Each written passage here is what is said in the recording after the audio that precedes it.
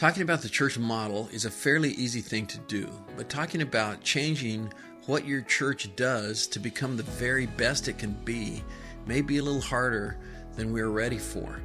Finding the best balance of accountability and unity can be a scary idea for many pastors. The United States balance of powers is a good example of this, but many times people are frustrated by how long it takes to get the end product. However, God has blessed this little experiment called America. At the same time, I find it very interesting that many pastors will support the idea of term limits and the balance of power. They can understand that in business it is unethical or a conflict of interest to have a decision being made in a groupthink kind of way, but they refuse to see that is unethical in a church setting as well. This episode will also touch on how we should be using the entire body's sensitivity to the Holy Spirit when making a decision.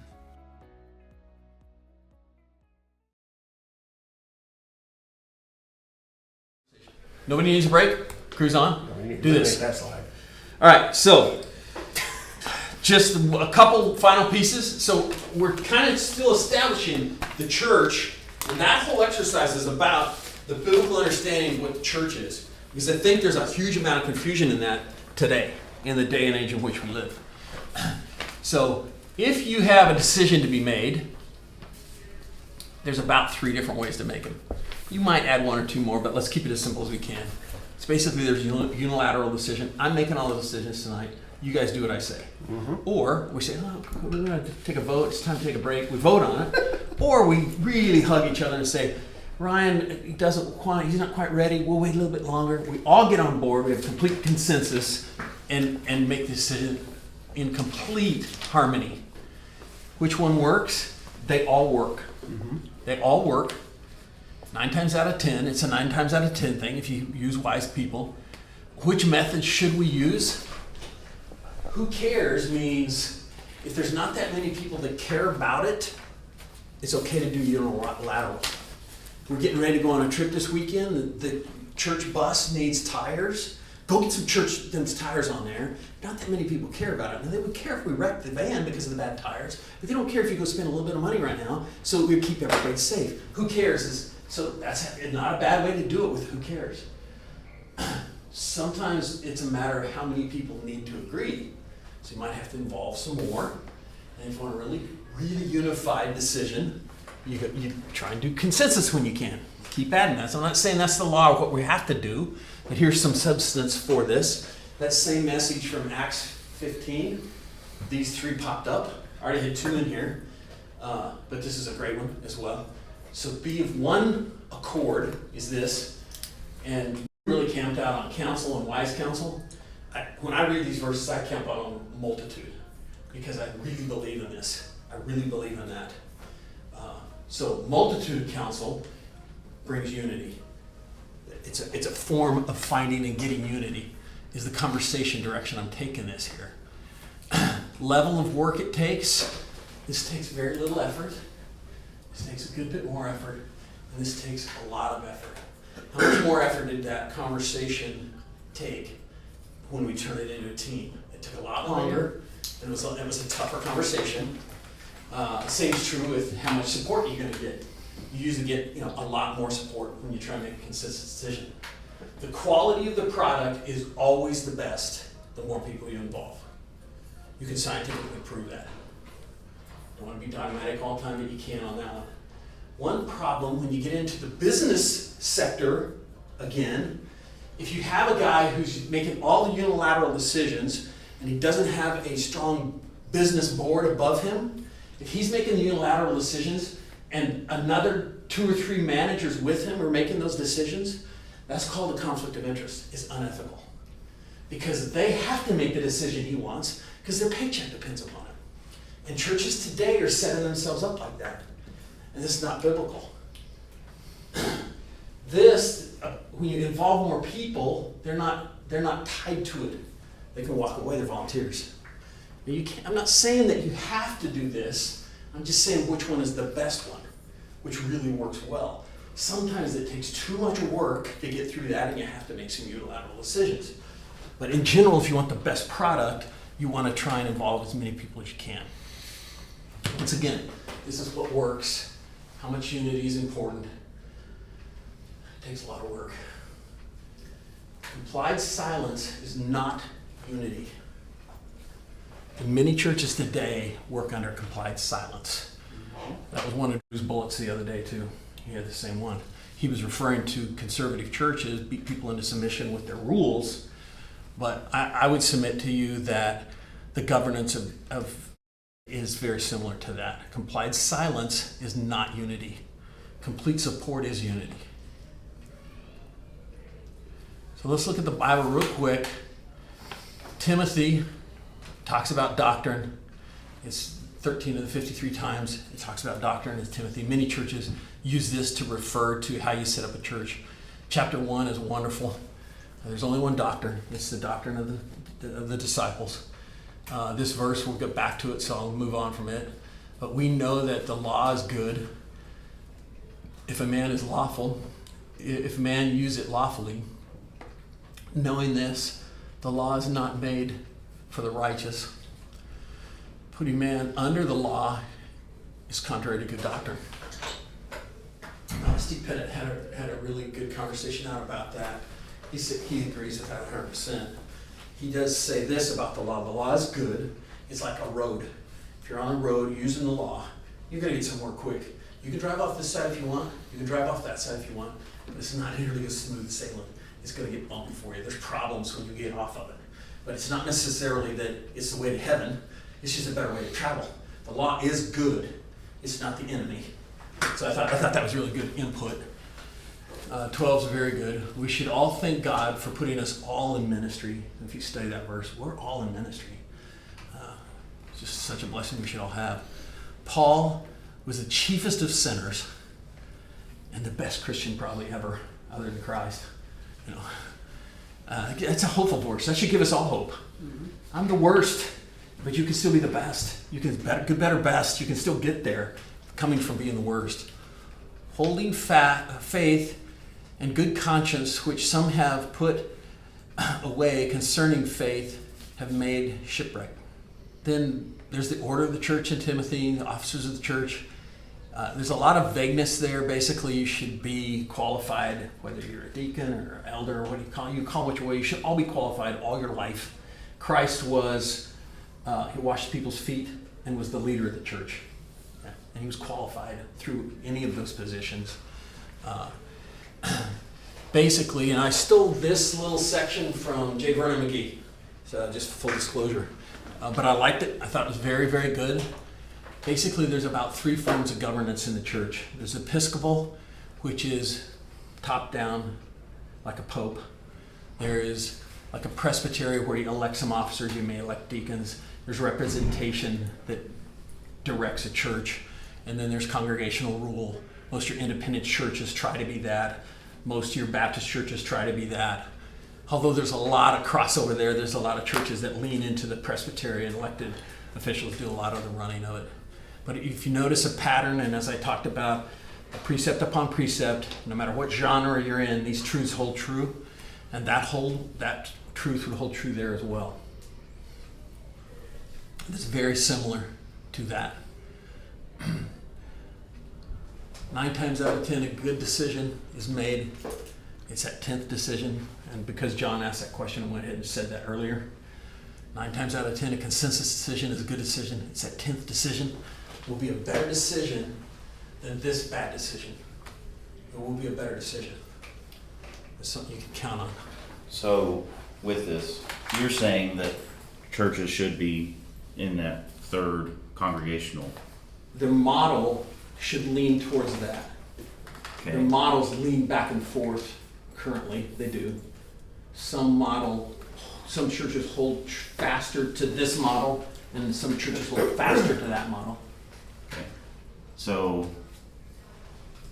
I would not be able to agree with this. One, if it's congregational led, you're going back to the days of Miriam and Aaron disagreeing with Moses. Basically, the man that God had placed there. So when a church calls someone and they vote him in as pastor, that is the shepherd of the church, right? That's the one that pastor, shepherd, bishop, all those presbyteros, however you want to call them, they are the shepherd of the church, meaning that they are the called man of God that's to lead that church. So it's congregation affirmed, and in the congregation you affirm that calling by voting yes or voting no. When you have a disagreement, you vote no in what they're trying to, what that pastor's trying to pass. But to say that a church should be congregation led would say that you look at the people of Egypt when Moses went away, and the people of Egypt went to Aaron and was like, hey, we don't have a guy leading us. We need something to worship. We need something to do. And so that brings up to the question of, having a group of guys to discuss what's going to better suit us. All of us saying, man, what if we're all sinners? What if we're all not looking after the purpose of God and not following after God in our hearts and lives? We're going to make bad decisions. So, but if John, living for the Lord and trusting in himself, is the one that's making the good decision, but he's away from the group, all four of us are like, no, John's not making the right decision. We don't need to follow after John. So again, they made the golden calf. And they did not follow after God because they weren't trusting in the shepherd that he put in their life. So, like, my thing with this is that the governing of the church was very clearly set up through Acts all the way to Timothy, and he reiterated that it's pastor-led, but it's congregation affirmed. We affirm the calling of that man. We affirm the calling of that shepherd that God has placed in in that church in that time. Like and then it's deacon served. So it's like I could not agree with saying that a consensus, because the congregation, there's nowhere in Scripture where it shows that a congregation ever was leading the church. Okay. The church in Acts Okay. never made a vote. Okay. So I could not agree with that. I'd say, but is that the point that you're trying to make? No. I didn't think so. No. Okay. So that's what I'm confused about with What I'm saying the is, unilateral I'm vote. saying this will always be the best decision. So you are saying that No, congregations. No, I'm not. I'm saying this will be the best decision. We've proven that over and over, not just here. So, but Paul, you're not disagreeing with, the pastor being called, being affirmed, pastor leading the church, the congregation, the shepherd, proposing something, but No, then no. the consensus voting on that as, the unilateral, like the consensus vote. Mhm.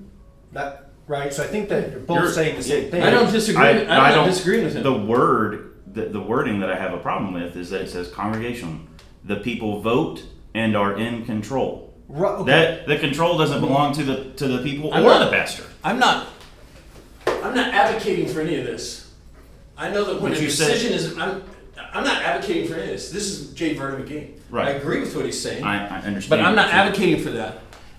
If you look at his next point, he says what Paul's saying in Timothy 3. Paul is the governance is not necessarily the important thing, but a form of governance is. And this is calling out church history and what, in general, the way churches are led. Mm-hmm. And churches in general are led this way. Right? Churches in general are led in They're one of these those three ways. Yeah. Pretty much. Yeah. A lot of your Baptists and some independents oscillate right in there. That's their model that they use. Mm-hmm. But I still understand that that's the best decisions. So you're trying to figure out the model, which way to do the church, because there is gray area around. Even when we read in Acts just now, the entire group was arguing. They got a couple of their leaders. They traveled to go get more people involved to argue. And then somebody stood up and said truth, a leader. They were silent when he said truth, and they made a decision. So we are not under the law, but we should not be lawless. We should have a model. If there's a negative issue to any of it, it's always men and sin. And you brought that up. Completely agree. If you have a group of guys that are sinners, that's bad. If you have one guy that's a sinner, that's bad. So once again, this becomes very important because if this guy is bad, that's going to affect the entire church. If you have this guy who's bad here, we can address it as a group because we're all trying to listen to the Spirit. We're all trying to do right. Yeah, so the point is a statistical analysis of the odds are somewhat, Yes. based on biblical Yes. principle. And the biblical principle's there. Yeah, so I agree on definitely on the high level. Yeah. The independent churches that I have been part of are not congregation. I agree. There's I would- probably not- I Oh, totally agree. any- that's that are why. completely That's why I want to congregation talk to. Model actually calls it out basically this way. Pastor practice basically does this. They basically do the same thing. Drives me nuts. Yeah. So I think that's I agree high level. Not that it matters, my scope of independent churches. Yeah. But they say they're congregational, but Right. it's really a dictatorship. Yes. Yeah. Even when they do vote, it's Yeah. you say yay, there's really no discussion. That's not a Yes. vote. Yeah. Yeah. Or they, So you're it goes 100% back right. to that thing that he put You're up 100% before. right. It was just like It gets yeah. ugly because they don't do a good job of really having a model that is ethical. It's just sketchy. But your main point is, hey, we should, regardless of what model, Right. having a model, Having a good model, and having a good understanding that conversation, model, and a yes. consensus based on the scripture. Yes. That's what you're saying. If Hey, I was going to draw a your conclusion to takeaway. this slide, Yeah. that's just what it would be. I don't disagree with what Hayden said on any level. Yeah, the fail-safe that's built in is church discipline. When if somebody is in sin, If they do it. heaven forbid it's the leader, the shepherd, Yeah. whatever, that it can come in. But the way that some of these other churches are led, it makes it almost impossible. which is why I think many have gone to a plurality of elders, where there's really Yeah. that checks and balance Yeah. from a leadership standpoint. Well, and that's why at our church we have, and in bigger church, Bellevue has them committees, because you're appointing people to that position to be able to say, hey, personnel committee, hey, Jonathan's doing this, he can't be doing that, so. Yeah. And then I definitely agree. We all should strive to be qualified elders. Yeah, we should all be qualified if we're going to be in any of that.